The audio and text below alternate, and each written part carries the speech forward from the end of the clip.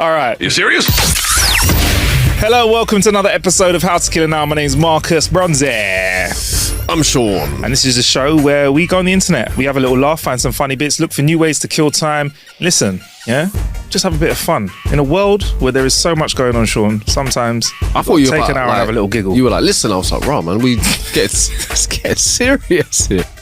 Serious? Nah. Serious. I'm serious, but serious. But not on this episode. How you doing, Sean?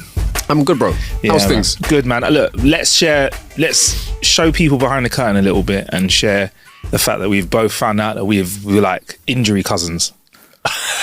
You know, I like to make fake cousins of sorts. You kissing cousins? You wanted to let slip that we are both secretly very old, is that what you're saying? Well, the secret is out there, Sean. I think we're I thought hiding. you were going to be like, behind the curtain, we only wear tops. Yes, I know.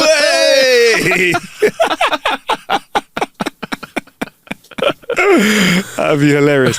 Both of us have got sore toes. Well, no, I'm recovering from a toe injury, and you were giving me toe injury advice. I never asked you which foot was it, because mine's my left. Right foot. So we're like, if we're walking down the street and you're on my left and I'm on your right, our toes are closer.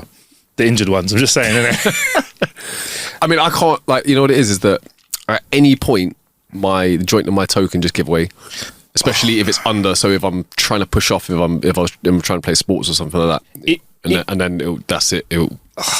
If you ping a coffee table, will it bring back old pain and memories? Because I've pinged this one that I've injured about a month and a half ago, and it was, I believe I was talking to the coffee table like it was a person. Oh, I want to punch up coffee tables if I stub my toe on them. Yeah, man.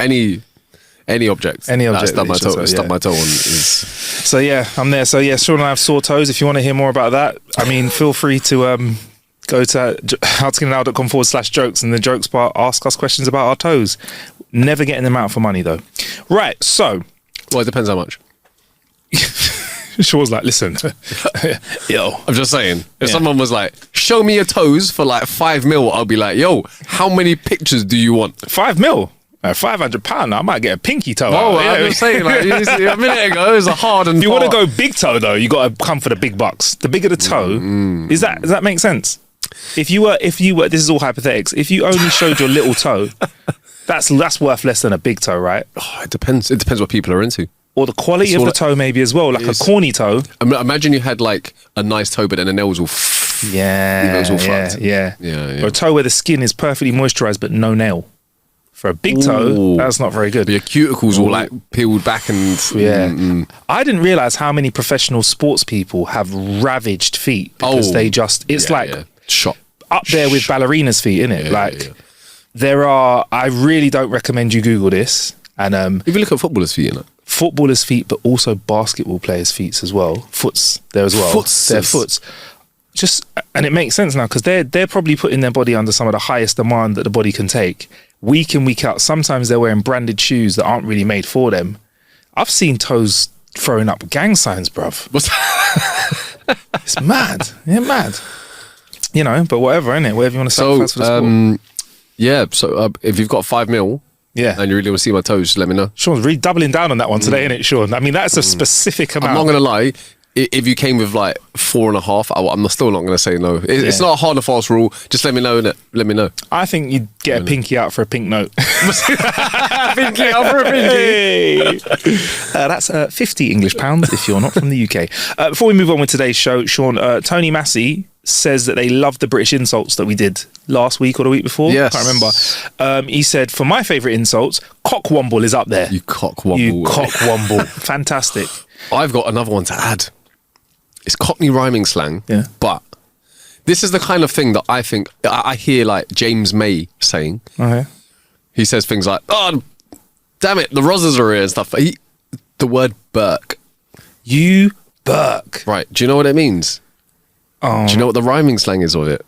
No, I know what we use it for. If someone does something a bit silly, it's like a teacher would call you a Burke, innit? If you were like, if they saw you doing something like kicking a wet tennis ball down the hallway and it hit the teacher on the knee, they'd be like, come here, you Burke. Could be, but they would actually be calling you a cunt. No way. So the rhyming slang is either Berkeley or Berkshire Hunt. No way. Cunt. Yeah. So someone's like, "Oh, you're burnt." You're like, "Look it up." Wow. So teachers were out there calling us. You know what? He's not with us anymore, but there was a teacher called Mr. Owen at school. Everyone was getting called Burks, and he knew what he was doing. He knew. He did this trick once. He called over me, and there was another Sean in our year, right? You know, he is. Sean M. Yeah. And he called us over, and to one of us, it's me protecting each of us, because one of us, he went, we were doing something just silly. He goes, and he was around other teachers, yeah, Mr. Owen, and he went, "You know what you are? You're a winker. You are an absolute winker." "What are you?" Because you don't want to get in trouble. You're like, "I'm a winker, sir." Because we were like, we weren't high enough in school. Like, I think because once I got to like year 9, they'd be like, "No, that's man." But like, I was like, "You're a winker, sir." And then he turned to the other one of us and went, "Actually, you're not a winker. You're something else. What are you?" "I'm a wanker, sir." "Is it? All right. I was going to call you a wonker." All the teachers like, "Hey, now piss off." I was like, "Oh, all right, whatever, man." That was funny. So yeah. Anyway, so favorite joke, favorite insult is cockwomble. Spat out my drink first time I heard that. Weapon. You absolute weapon. I use it as a compliment as well, though, because I like it when someone's a weapon. I'm like, they're dangerous. Like, you know, you're out with somebody and we all have that friend that. You have a friend that gets drunk quite quickly, but they somehow manage to last the whole night while everyone else is like tapping out. They're just carrying on like they're a weapon. But weapon? Like you weapon or you tool? You tool. Absolute tool. Yeah. You rocket. I've never heard that. You rocket? No, not in a derogatory way anyway. Yeah. I'll be like, "You damn right." Yeah, damn right. Pocket rocket, I've heard. Pocket rocket. Yeah. Zoomer, I've heard that. That's like... Boomer is like old, but Zoomer's like the new version. Like if you're a generation below Boomer. Oh, was it? Zoomer? Yeah. So like a digital Karen. I thought it meant that you didn't like cats. Run really fast.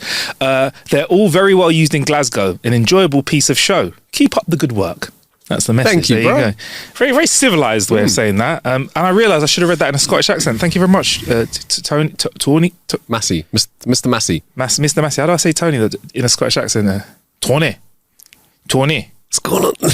Tony Massey. Hey, slow down, Tone. Sorry, Tony.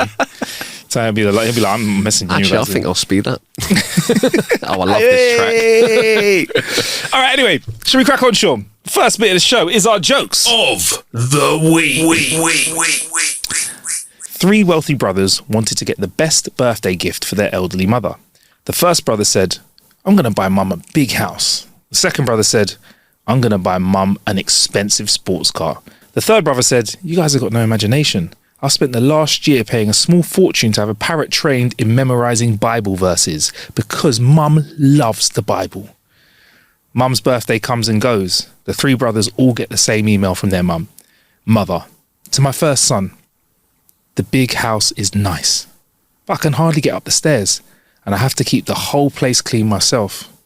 To my second son, the car is nice, but my eyes are so bad that I can't drive anymore, so it just sits in the driveway. To my third son, you've given me the best gift of all. It was just what I wanted. Thank you, son. That chicken was delicious." It tickled me. It's a silly little one. A married couple was shopping in a supermarket when the husband picked up a crate of Budweiser and put it in the trolley. "What do you think you're doing?" asked the wife. "They're on offer. Only $25 for 12 cans, he explained. "Put them back," she demanded. "We can't afford it." A few aisles later, she picked up a $50 jar of face cream and put it in a trolley. "Hey, what do you think you're doing?" asked the husband. "It's my face cream," she said. "It makes me look beautiful." He replied, "So do 12 cans of Bud and they're half the price." It's got a point. Get me. Oh, economy's tough these days. And you know what, Sean? We proved the science behind it. I don't know if you remember, we investigated that story. Oh, we did. It does, yeah. Many moons ago now. It did, yeah. Yeah, it was a while back. I don't know what episode it is, but basically there is some truth to beer goggles. Right. A man walks into a bar and says, "Ouch." No, sorry, no, that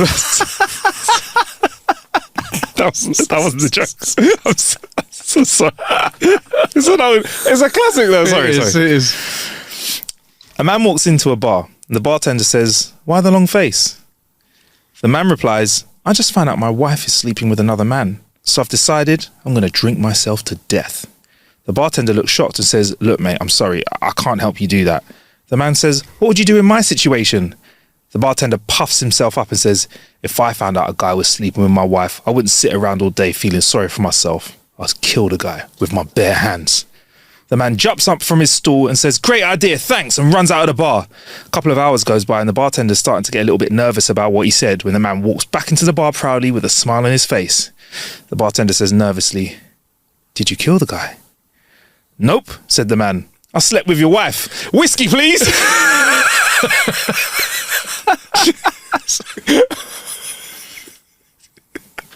He hacked it. He hacked the system. Oh dear. Kids today are so addicted to technology. My niece came up to me and she's saying, oh, she needed a tablet. And when I refused, she started acting unconscious and falling on the ground.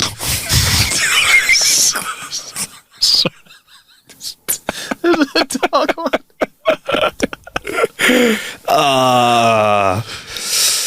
What's your name, boy? The cop asked the young man. Peter, he replied. Do you have a stutter? Asked the cop kindly. No, sir. My dad has a stutter, and the guy who filled out my birth certificate was an arsehole.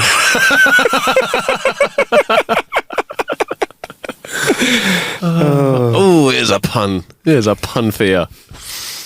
I invented a thought-controlled air freshener. My wife thinks it's ridiculous, but it makes sense if you think about it. Come on! That's sweet. That is sweet. That is sweet. There's layers to that. Yeah. I like that. All right. Here's a pun back. I'm dating a teacher of English who keeps correcting me during segs. She particularly dislikes my improper use of the colon. It's a classic. Oh, okay. I told a joke this morning on a Zoom call. No one laughed. Seems I'm not funny. Not even remotely.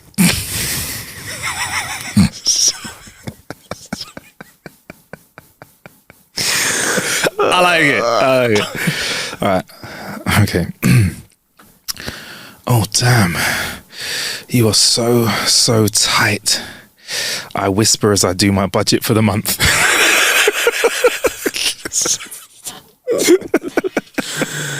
Counting jokes. Yay! My wife is brilliant, fantastic in bed, has a marvellous body and even swallows. But I have to say, her bird collecting has gone too far.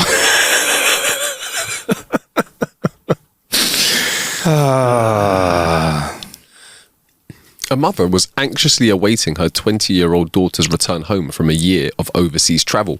As the passengers came through the door into the airport arrivals lounge, the mother noticed right behind her daughter was a man dressed in feathers with exotic markings all over his body and carrying a shrunken head. Seeing her mother, the daughter ran up to her, flung her arms around her, and then introduced the strange-looking man as her new husband.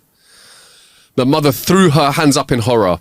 You never listen to me, darling, she screamed. You never listen. I said, marry a rich doctor. A rich doctor.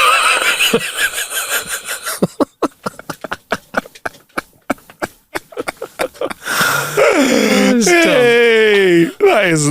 I've never heard that before. That's good. I like it. All right. A man asked his wife why she kept staring out of the window. Taking a very deep breath, she said, do you know what? I'm really fed up with the state of Mrs. Brown's blinds, and Mrs. Perkins aren't much better either. And that Mrs. Lewis is, she's so scruffy. Look at them, they're filthy. They're just not house proud like me. Dirty blinds are an eyesore. And if you were a real man, she says to her husband, you'd do something about it. In fact, you must. I'm not going to stand for it any longer. If you don't, you won't have a wife tomorrow morning. I'll tell you what, says the husband as he peered through the window. I'll see what I can do. The following morning, the wife approached her husband, beaming. I can't believe it. The blinds, they're immaculate. What did you say to those women? Nothing, he told her. I just cleaned the windows. Well, there's someone coming.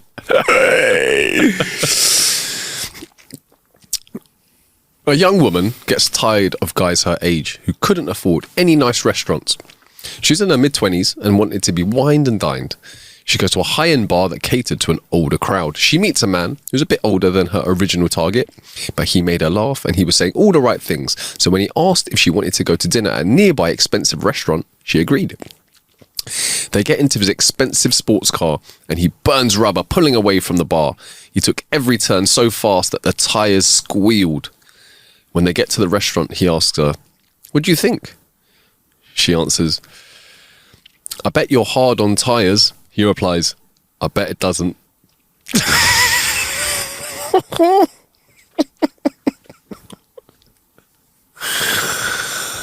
better wordplay. I dribbled. I dribbled. It was so funny.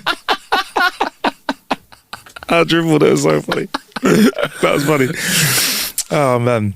Oh, that's good. Right, and those were our jokes of the week.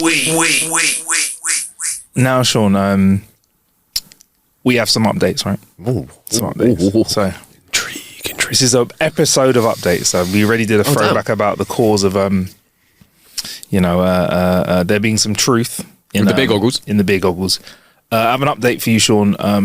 The first of our updates is, and this is visually going to be represented on our YouTube as well, on our videos. But I'll just find the correct page for you, Sean. The first thing I need to show you is, do you remember that we had a situation where, don't mind averting your eyes from the screen for just a moment, Sean, if that's all right. So avert my gaze. Avert your gaze, yeah.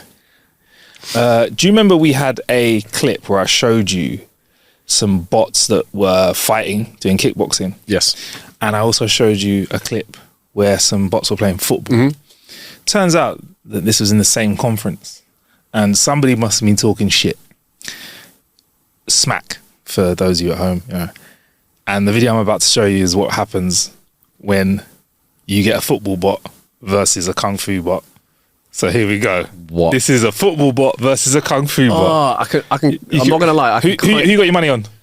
I mean, from what I saw last time, kung fu bot, football bot, look useless. I will say this: I can only see some of the screen in it because they're. Please wiggle yourself if you need to, Sean, and move. Okay. Adjust yourself so you can see. So you can see the. Is that enough of an adjustment? Yeah. I'll do this. They're going for it. If you can talk us through it, you can see, Sean. Good left. Okay. Good left jab. So right hook. Sorry. We've got football bot versus. Football bot is not doing too well, but football bot is supposed to play football. Football bot is gloved up. Oh, and they trip. Oh, he took a solid left, and he's on the floor, and he doesn't. See, he doesn't have the dexterity to be able to get up again. Yeah. The knockout looks convincing. Are you hearing the crowd getting into it? It's some hooks get hit. There's some oohs and ahs getting. Look, that was a. That's a hook, innit? It was, but I mean, it's not. Jab. Like, it's not exactly hitting. Football bot is not. Yeah, but can I be honest? Can I just be honest here? If I can be honest, this is unfair because we should watch the fighting bot play football. We should as well, and also I don't know if you noticed, there's another menacing bot in the background, just looking at them, looking like looks you like chumps. Ex Machina or something. Do you know, like when you have boxing films and they always have like the protege watching the classic fight? That could be the next generation. But yeah, there you go. Sean, quick update: a boxing bot versus a football bot. No surprise there. I'm just going to put it out there, guys. The way the boxing bot, we'll call it a martial arts bot or kickboxing bot moves. Kickboxing. Okay, yeah. The kickboxing bot is way more human-like, the way that it moves. Yeah, I agree with you on that. Way more realistic. I agree with you. So that's why I went. Yeah. Actually, I would say that the kickboxing bot would win at football because it moves better. You never know. I mean, if it strike the ball well, that ball is flying.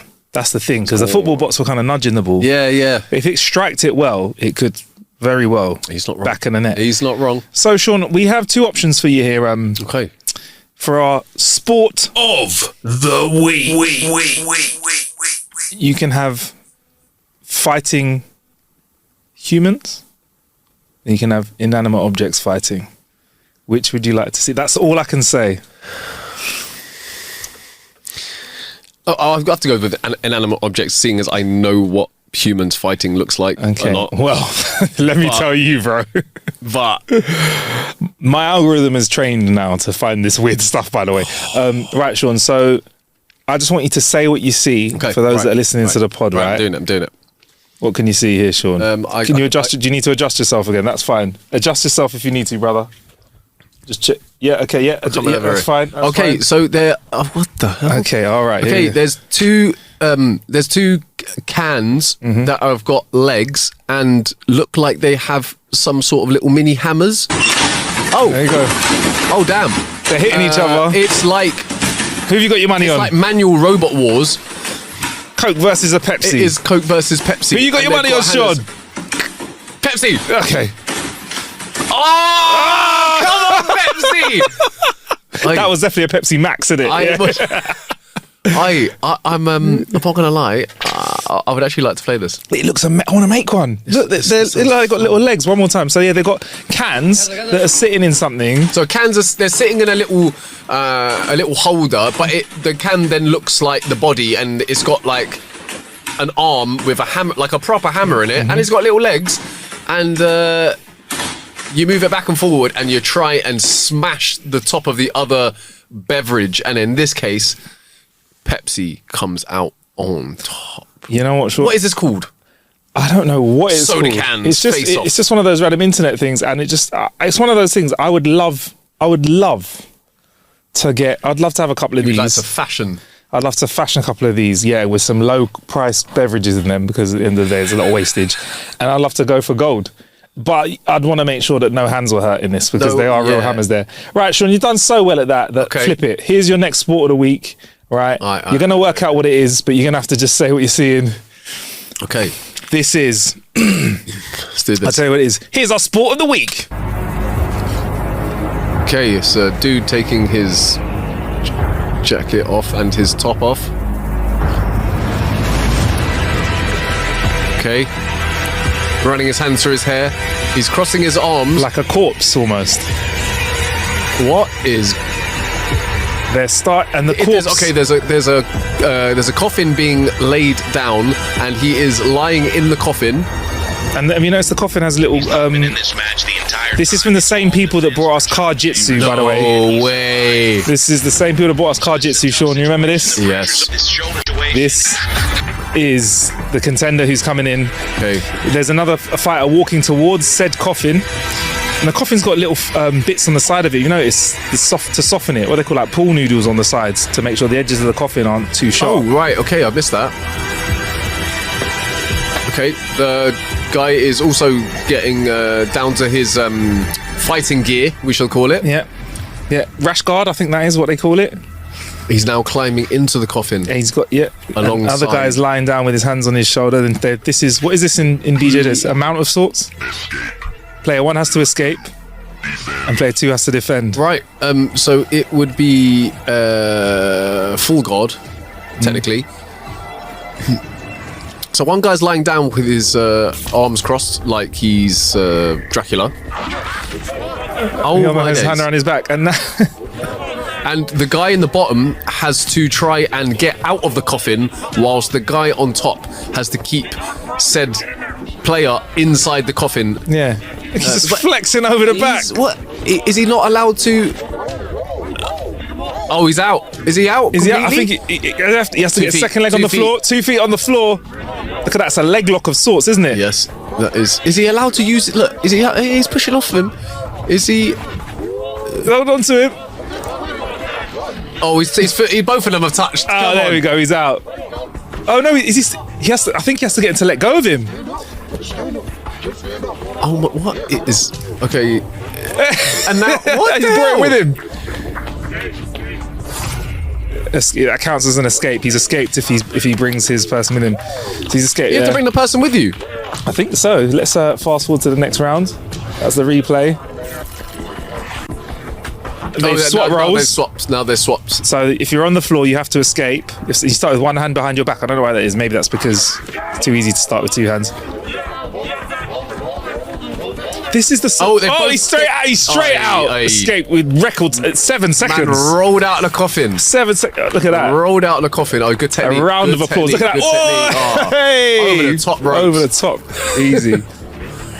Okay, there you go. Oh, the third one. Third round. Interesting. They start kneeling down and they're like in a clinch.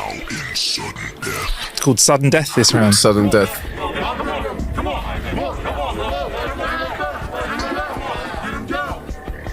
They are wrestling. So basically, this is a really small version of UFC or martial arts where it's a lot of wrestling, or lots of wrestling, sorry, should I say, in a tiny little coffin. When I say tiny, a large coffin. It is a large coffin. But still, compared to a ring, it's absolutely a small operating space. Slightly larger than the car jitsu that we saw in the past. Yes. Oh, wow. Look at him.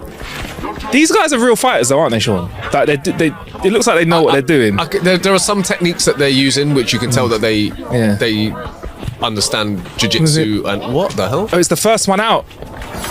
He escapes. There you go. So that's it, Sean. That's your. And this is called Coffin Wars. This is called Coffin Wars. I thought Kof Jitsu might be better. You should follow through on the Wow. That is interesting. I'm interested why they decided to use the coffin.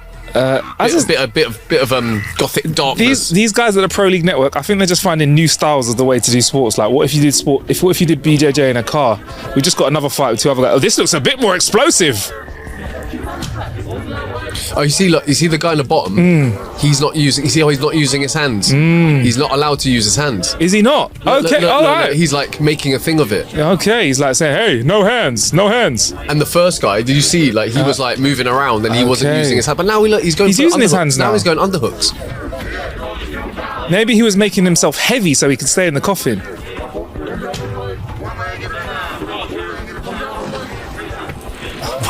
Okay, it looks like he's making his way. But you see, he's not using his hands again. He's like making a thing of it. This bit looks dangerous when you're trying to flip over a man's head when it's on the edge of the coffin. It's softish. He's getting over. Oh, he's broken the side of the coffin. Oh, he's twisted his leg. Escaped. The coffin is probably the size of, I'd say, a single bed, slightly wider maybe at its widest point, and then it gets thinner. But anyway, look, sorry. I know this is you guys listening to us to Coffin Shape. We might have to do this as another feature just on YouTube, but that's your sport of the week, Sean. There you go. Don't say I don't treat you, bro. Coffin Wars. Coffin Wars. Kof Jitsu? Jiu-Jitsu Kof? To what? Well, I'm just thinking of other punny names for it. Jiu-Jitsu Kof? Kof Jitsu? Coffin Jitsu? Jiu-Jitsu Kof. Jiu-Jitsu Kof? Yeah, that's the sound like. I don't know. It's a tricky one. But there you go, Sean. That was our sport of the week. And I may have mentioned this to you before. I have broken my algorithm now, so I am being served very many random sports. There are sports included. Look at that. Yeah, there's some. I can't believe that. I'm going to be honest. America is getting away with some mad stuff, bro. There's some mad stuff to show you, but that will come in weeks to come. So please sub to the show. Stick around. Now, Sean. Yes. For our news of the week. I have a much needed update, or should I say a mush needed update? A mush? Or should I say a MushRoom needed update? Oh. Yeah. All right. So beef stroganoff. Beef stroganoff and beef Wellington. Shout out to Sarah Hooper from the Metro, right? Because they wrote this article that probably covered this top to bottom, soup to nuts. All the ingredients. Headline was, mushroom murderer targeted me 4 times. So the story is, Sean, do you want to furnish us with the basis of the story, and then I shall give you some more juice about this? The basis of the story is that a lady invited quite a few members of her family round for lunch, and used some sort of poison death cap mushrooms to poison her family. That's correct. And she was found guilty, I believe. And she is now incarcerated.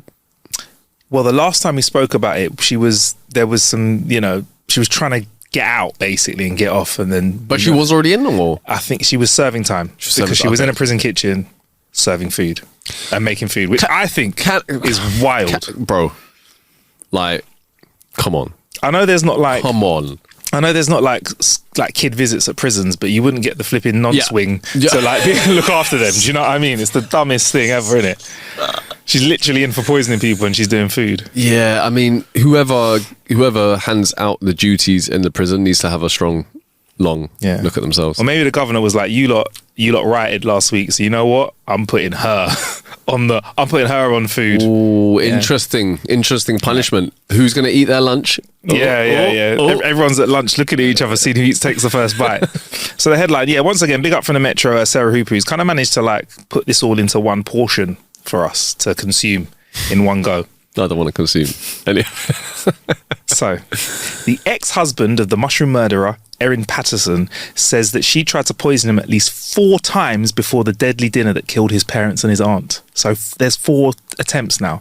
Simon Patterson, 50, was twice close to death in hospital in the 2 years before she served them the beef Wellingtons that were laced with the lethal death cap mushrooms. He even created a spreadsheet with dates of meals and illnesses to prove his theory. And that's the reason why he turned down his ex-wife's plea to join the lunch that was fatal to the rest of his family. But this story was never revealed during her 9-week trial due to a legal quirk. So this is an extra portion of information, should I say. The 51-year-old was found guilty of killing her mother-in-law, Don and Gail. Her killing her in-laws, Don and Gail Patterson, both 70, and Gail's sister, Heather Wilkinson, 66. Her husband, Ian, 71, a pastor, survived after weeks in hospital. Simon gave evidence in week 1 of the trial, telling how he pulled out of the family plan meal the day before because he felt uncomfortable. However, now the full story can be revealed. Final destination, isn't it? Yeah, that is mad. This is quite new, innit? So I'm going to be careful what I say, but I feel like once you know that there's some dodgy food going around, I don't think I could eat. If I feel like you've tried to poison me once and I've got to a point where I'm making a spreadsheet, I'm never eating around you again. I'm telling everyone. Bro, if I'm living with someone that I think has tried to poison me and kill me, I'm out. Even if I'm not, I'm telling everyone. I am telling, it's going in WhatsApp group. Do you know that flipping so-and-so is trying to poison me? Who are you talking about? I don't know. Just in case you come across them in the future, like they've tried to poison me. Crazy. Despite splitting up in 2015, the committed Christians remain friends and even holiday together with their young son and daughter until 2021, when she is said to have grown bitter at his benefiting from a fortune that she inherited from her grandmother. So I think one of the daughters or kids inherited something from his mum, and the ex-wife got a bit jealous, if that makes sense.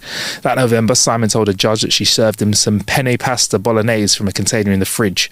The next morning, he began vomiting. Hospital tests indicated a risk of kidney failure. Fucking hell, mate. I don't know what does that. Antifreeze? I don't know. I mean, that might do it. I've never drank it before, to be fair. After 5 days on a drip, he recovered in May.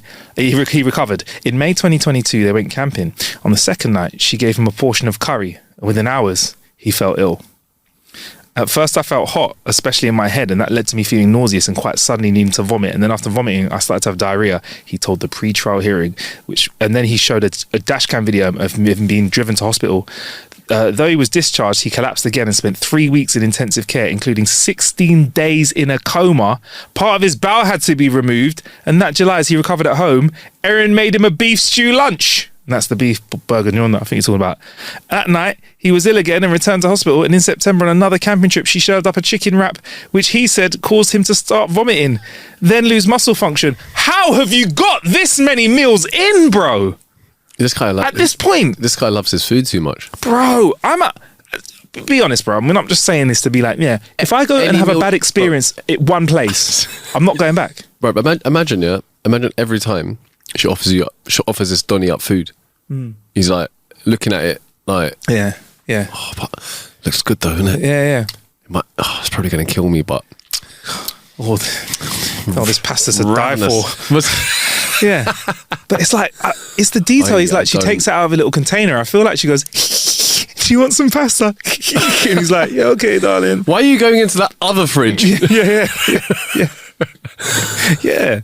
I'm not gonna lie. There comes a point where if you are living with someone that you think is constantly trying to kill you, and I know, and I'm not even being facetious here because I'm guessing there are some people who cannot leave their scenario. 100%. But I don't know if this is the case for this guy.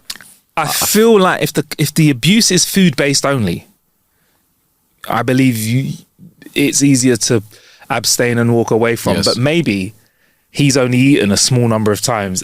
Maybe every meal's laced. Because in 2022, he had a spreadsheet, bro. So maybe he's like, you know what, darling, I had an extra sandwich at lunch. I'm not hungry. Are you sure? Like, you know, you don't want this tasty... Every day, yeah? Oh, I done it again. Boy. Oh, he's like running out of excuses. Oh, the jacket potatoes are enormous at all that today. Like that, full. So in 2022, he set up the spreadsheet, right? And it linked 4 serious illnesses in a year to her meals. That's 4 in a year.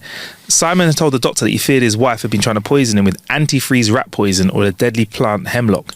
He began to avoid unnecessary contact and listed himself as single on a tax return, but that ended his ex-wife's tax breaks and sparked a series of bitter rows over child support and school fees. So you're right, Sean, the entanglement of abuse does make this a tougher situation. It's not as easy as just saying, no, thank you, I'll pass. So in 2023, Erin gave him a batch of cookies that she said her daughter had made. Switching up tactics. Yeah. Because now you got to, you know, when you get given, like, if a young person makes food for you, you know, you kind of give it a look. Because if a 5-year-old offers me a fake cup of tea, I'm going, I'm playing along. If somebody actually makes you cookies, she switched it up on him. Anyway, he threw them out and told his family of his fears too. So he manned up a little bit there. Okay, all right. Good man. And that July... Should have thrown them out. Should have kept them and tested them. That is very true. That's really true, isn't it? Yeah. That July, Erin invited them all to dinner at a luxury home in... hopefully I'm saying this right. Leongatha, I think it's Australia, 180 miles southeast of Melbourne, which is a short trip down the road in Australia, if you've ever been there. Little commute. Yeah. Yeah. Even though Simon declined, he assumed Erin would not target his relatives. So he thought, if I'm not there, no one's getting poisoned. But when all 4 of her family felt ill, he thought that there's some foul play there. When his dad, who actually died later, Simon did what you just said he should do. Took a little bit of a container of his dad's and took it to the hospital so police would have evidence. And this is what started the murder probe, Sean. You're right. He should have kept evidence as soon as possible. And it's easy to do with that evidence because you know what you do, Sean? That was that was so nice. Can I have a takeaway box? To which she would be like, sure. But crack on. You can have more poison. You can have more potatoes. Are they not? They're not living in the same house. They're not. They're not living together though, but they remain friends. So you could ask for a takeaway. So she so she didn't poison him while they're a couple. She tries to poison him once they split up. Their relationship has been breaking down by this point over the years. Sorry, I didn't explain that properly. Okay. Yeah. But you know that one where, you know, friends with the family, still, you know, if you're married for a long time, got kids, it's not as easy as I'll never see you again. Oh no, yeah, exactly. I understand that. Yeah, 100%. Exactly. So the evidence helps, Sean. So if you feel like someone's poisoning you, seriously, collect some evidence. Yeah. Even if you spit a bit of a food out or whatever, and can I just put it? Just a quick one. If you can leave always first. Yeah. And if not, evidence. Take evidence, 100%. So Simon's story never got to be heard by the jury because in a secret case hearing, the judge ruled that Erin has to face 2 separate trials. Erin's the person doing the poisoning, one for the murders and another for attempting to murder Simon. But the second trial was dropped by the prosecutors a week before the first began. You know that weird thing in law, how you have to split? Jurors are not meant to know anything about the case because that can be influenced. Do you know what I mean? Like podcasts like us, we clearly thought that she was guilty from time. Also, if you're in a trial for attempting to murder your in-laws by poisoning their food, I find it wild that you do not get given the information that the same person who's on trial was trying to poison their ex-husband. It's weird how law works. You know, like you hear about those crimes where it's like a savage, horrible crime someone's done, yeah? And because of the jury isn't allowed to know about their previous crimes that were all very similar, sometimes it works out like that, or that was similar enough for you to think if you heard this evidence, it was definitely him. But then somebody files to motion, say, look, no, it's going to get everybody. It's going to be convoluted evidence. So like, they give you the evidence for this guy's murder case, and it's all really technical, and everyone's like, well, the jury thinks that it wasn't very likely. I'm like, if you knew how horrible this person was, you'd be listening to the evidence going, put him away. But maybe that, listen, I can't fix the system. Anyway. Good try then, bro. Mr. Justice Bill, then, is his name Mr. Justice?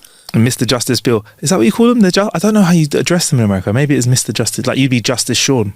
Oh, right. Yeah. Or if his name's Justice, that's amazing. I was like... Amazing. I'm an idiot, that's what I thought. Yeah. The jury must not be told about the alleged poisonings of Simon. That's why they weren't allowed to be told. Anyway, instead, a host of other evidence convinced the jury of Erin's guilt after a week of deliberation. A week! I'd be like, all right, guys, what we're going to have today? The beef Wellington. Right, here's how they got her, Sean. Data. Or as they say in Australia, data. The data from her computer showed that she'd searched for death cap mushroom sightings near her home, and her phone triangulation showed that she'd visited those sites.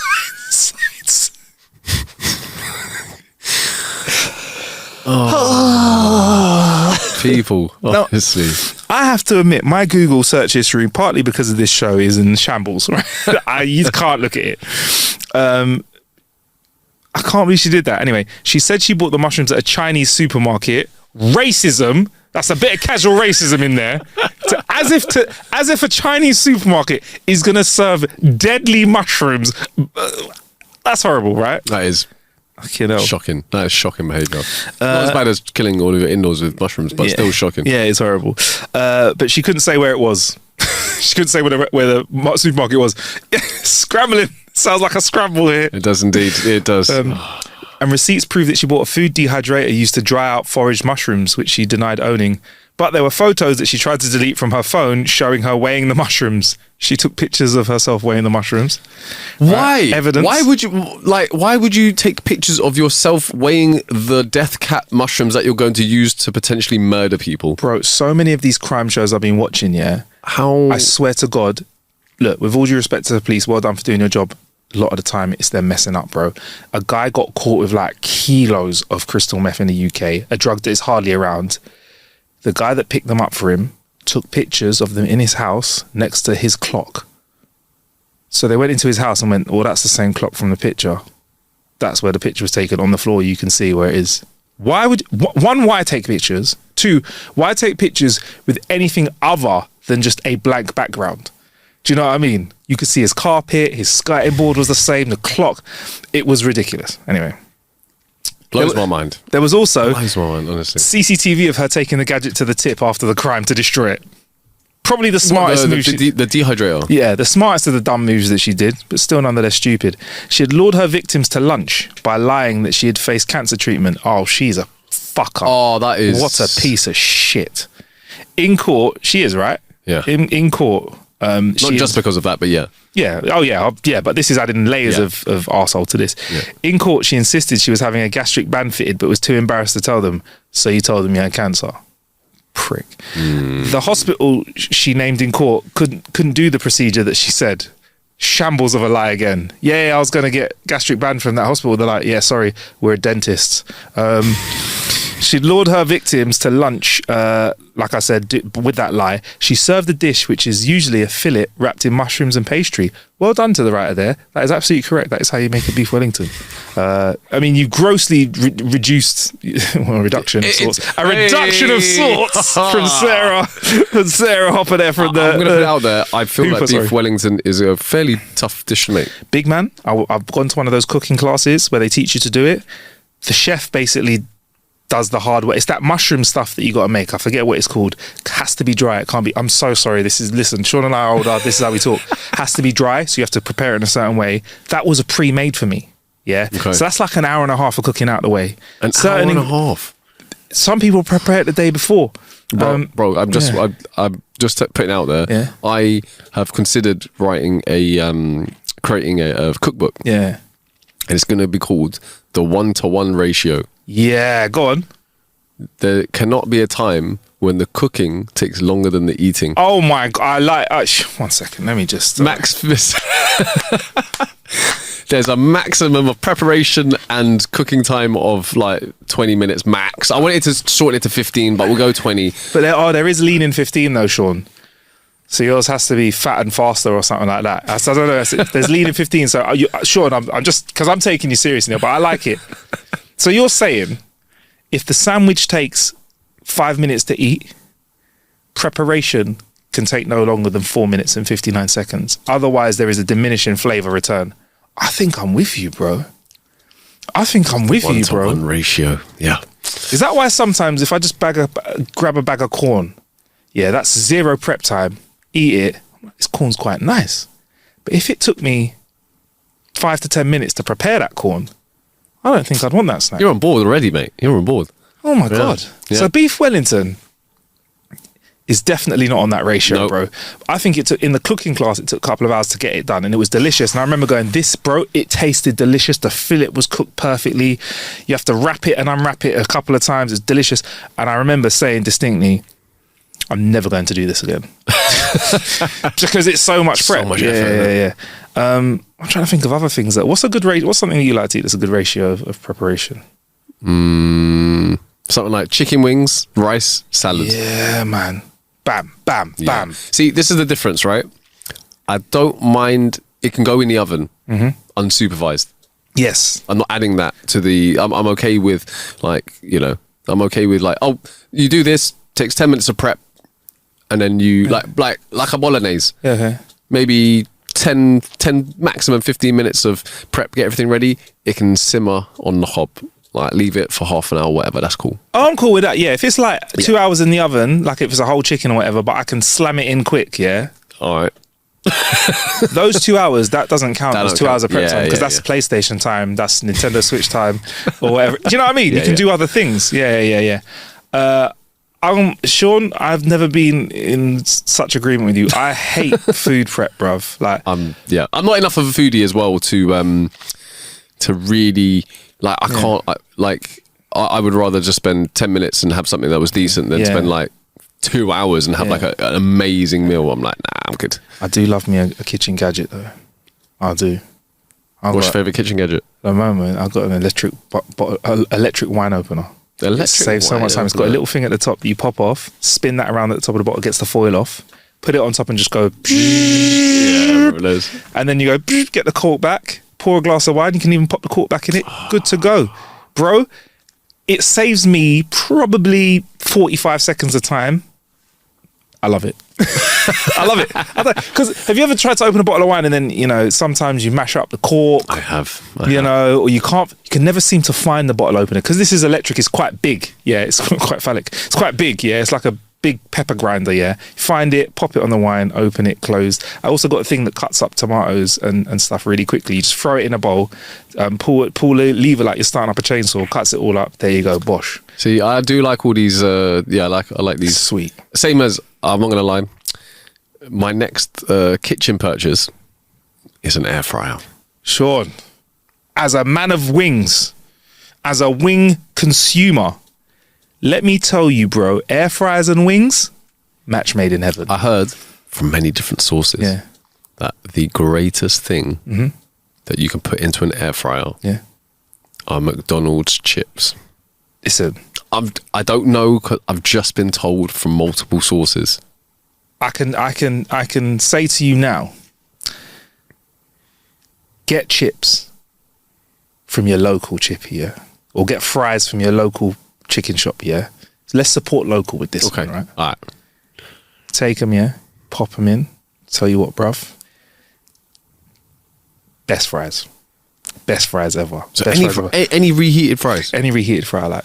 I've my favourite things to reheat in a microwave are chips. Like British chips. Microwave sorry, air fryer. Sorry, British chips. Nice because it keeps them crispy. A slice of pizza, bro. Yeah. Sensational. Yeah, that kind of stuff is great. Like any beige food as well. Any kind of like nug, any kind of strip.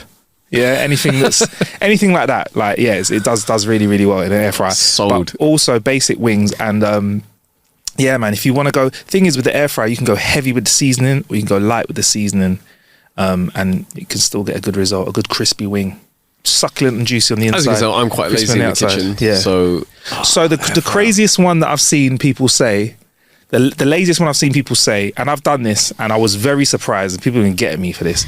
But someone has done lemon juice, salt, and pepper, and you kind of get lemon pepper wings. Not at the level of whatever, but you get a good wing out of it. So you can get some wings. And because a lot of people, when I first heard the recipe, I was like, "There's no marinating going on," and they were like, "Bruv, do it and talk. Don't talk to me. Do it and talk to me." I had it. It sounds great. It was a smash. In my brain, it sounds great. Go for it. Yeah. The seasoning takes quick. Super quick. Quick ting. And if that ain't for you, cool, put some bit more seasoning, like cool, whatever. But I'm just saying, nice. Anyway, right, so let's wrap this up, Sean. As her victims felt... flipping hell. Wrapping it up, Here it is. Listen, this is... Otherwise, because this story's getting a bit well done, Sean, so I don't want to overcook it, because, you know, I don't want to be tasteless. So she served the dish, usually a fillet wrapped in mushrooms and pastries, like we said, before we digressed, which I enjoyed, and in individual portions with her own one on a different coloured plate. Guys, dinner served. Let me just get mine from the other oven. Why hasn't yours got a skull and crossbones on it for? You know. As her victims fell ill, she claimed she was sick and that she must have vomited out the poison after binging on some orange cake. Doctors found nothing wrong with her. Erin is now facing life in prison. She has 28 days to appeal before she's sentenced at the same court in Morwell, Victoria. I think I don't think she's appealed, bruv. She's been found guilty and she's doing life. So there you go. That is the end of one of our first ever long time. Oh my God. So we think. Do you think there could be seconds here or a dessert? It could be that she kills like all of the inmates. Oh my gosh. Because they're like prime candidate to be our chef. Oh my God. So if this was a movie, there could be The Mushroom Murderer Part 2. Is it The Mushroom Murderer? The second serving.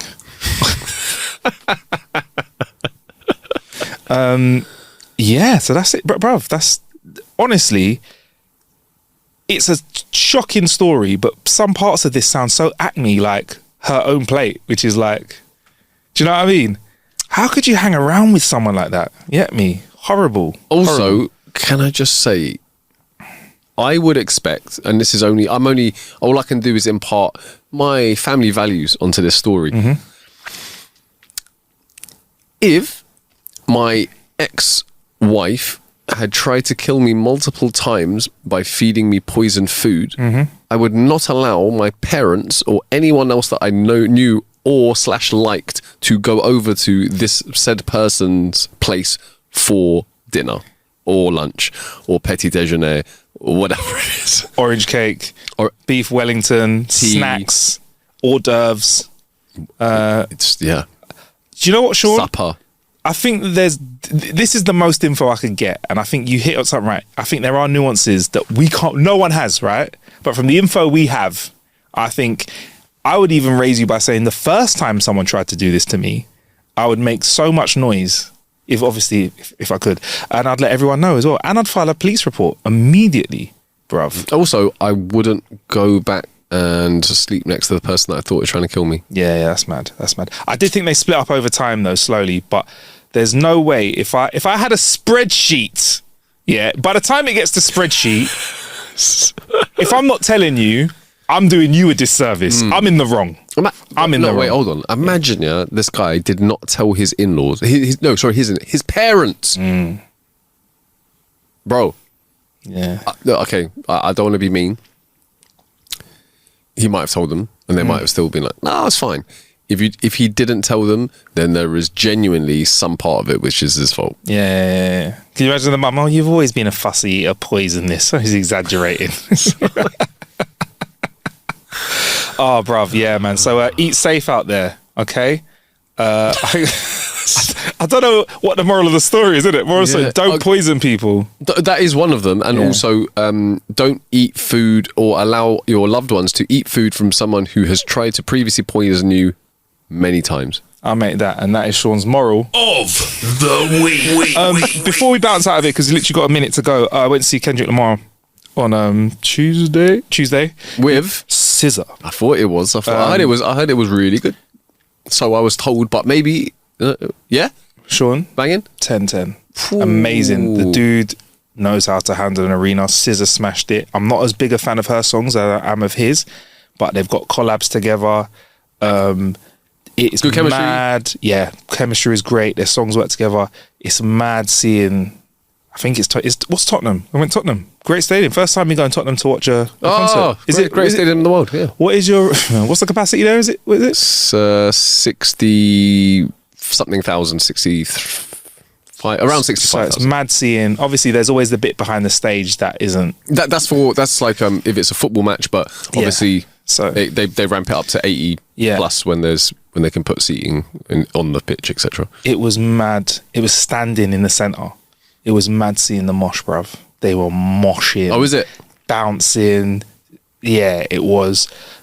Honestly, I'm a big fan of Kendrick Lamar, and I'm a bigger fan of him now, man. And it's a great tour to see him and SZA doing stuff together, because it meant that you had rap fans. You had R&B fans as well, so there was a big mixture. So I was on the way there, you kind of spot t-shirts like, I saw like, he's a rap guy, and I was like, oh, there's like young women that are here as well, like wearing football tops and stuff, like American football tops is like a SZA thing. I was like, oh yeah, they're here to see her, but they also get to experience Kendrick. And I think some people left as a fan of both, but came as a fan of one. Yeah, and I think it's very, very smart. Love that. It's good for Kendrick on the arena tour to be supporting like a woman in his team as well, because you see a lot of artists will blow and bring through like another guy, but it's good for him to bring through like a female member of his crew as well, which is good, man. And yeah, it was just vibes. I enjoyed it. I I'd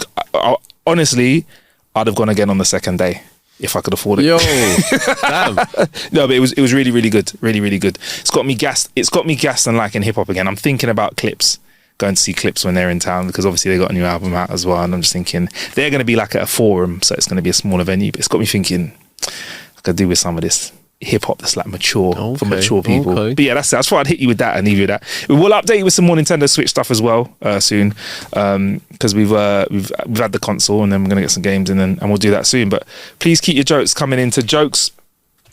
I almost did it. howtokillanhour.com/jokes. That's howtokillanhour.com/jokes. Follow us on all the socials as well. And I've been Marcus Bronzy. Who have you been today? Who have you been? Tonight, Matthew, I've been... most of the youngers won't get that. Yeah, you've been the voice of wisdom today. I've been... you've been the voice of wisdom today. I think it's the nicest thing you've ever said to me. I just want to know, after the show, do you want to come over to mine for a separate portion of beef Wellington on a plate differently coloured to mine? As long as it comes out of a different oven. I'm totally about it. All right, deal. We might see you next time.